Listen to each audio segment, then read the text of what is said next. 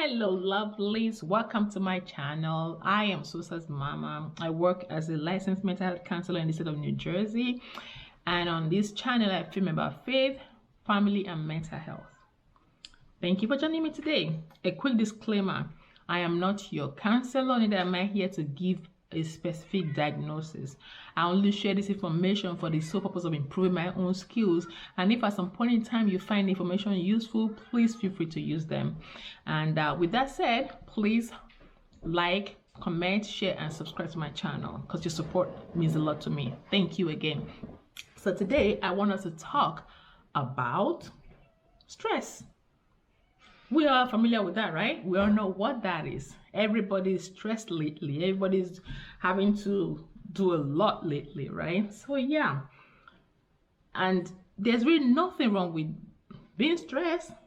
It is just how your body responds to the day-to-day struggles and demands of life. That's really what stress is. When we experience too much of it, it can result to serious physical, emotional and behavioral symptoms. So let's look at some of the symptoms of stress. Looking under the physical symptoms, we have headaches, we have back pain, migraine, sweating, nausea, indigestion, chest pain, fatigue, which is kind of a common one. We have asthma. Then under emotion or your cognitive, you have irritability. You are easily irritated, you have anger, you kind of are just quick to you're easily sparkled up or something, loss of motivation, because you're tired, you don't want to do anything, difficulty concentrating, you can't focus, mood instability, your mood is like one way today and another way tomorrow, there's decreased sex drive, there's memory problems, you tend to forget things quite easily, and there's this constant worrying. It's beginning to sound like stress and anxiety kind of go together. And then let's look at the behavioral symptom of stress.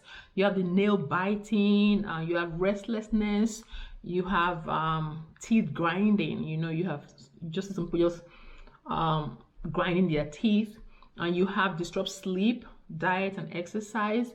You find that you're not able to fall asleep, kind of you have interpersonal conflict, you have social withdrawal, you tend to just withdraw from everybody, you have substance use, some people tend to resort to maybe just drinking alcohol or smoking away or whatever is it that the substance that you feel you're trying to use to calm you down. Then there's the procrastination, where you kind of always pile things aside, like you want to wait and finish them. But the symptoms of stress, we have the acute symptoms and the chronic symptoms.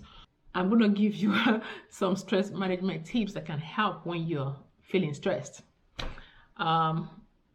Be easy on yourself. That's my number one of the book tip. Be easy on yourself, but all jokes aside, keep in mind that stress, again, isn't a bad thing. It's not a bad thing. It's your body's way of responding to situations or life demands and all whatnot.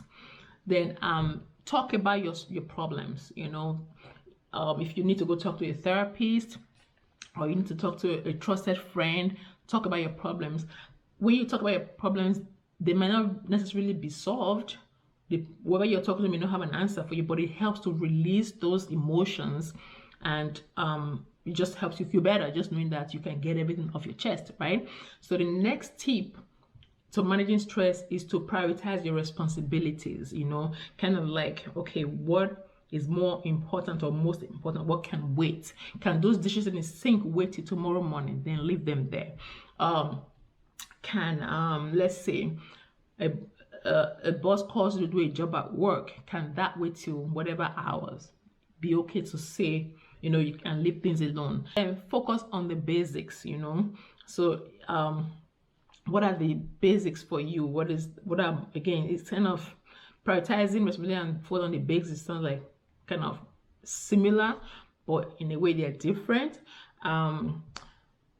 Just make a point to focus on your basic needs, such as eating well, eating well, keeping a healthy sleep and sleep schedule, exercising, those little things that help you practice some form of self-care.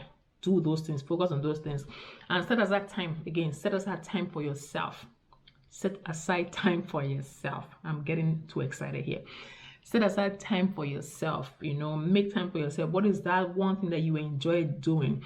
Even if it's just as little as getting a cup of coffee and sitting down, reading through your favorite book, or just giving yourself like a few minutes to scroll through social media if you're like me.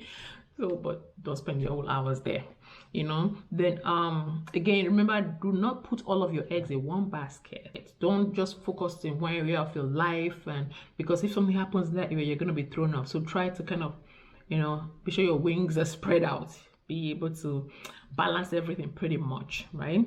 The last one is keep things in perspective. You know, when you're in the moment, I mean, little problems can feel like they're huge. But if you can like slow down a little bit, you know, write down your thoughts, think about what is stressing you, then you're able to kind of look at whatever it is and focus on things that you can work on, you know, kind of like, okay. So I think I explained that very well. Well, yeah, that's all I have. We just talked about stress management tips. So that's all I have. Take care of you. Don't overwork yourself. Don't put too much on yourself. Just take it one day at a time. And remember to breathe. You're doing great. Thank you again for watching. Please like, comment, share, and subscribe. Have a blessed one. Bye.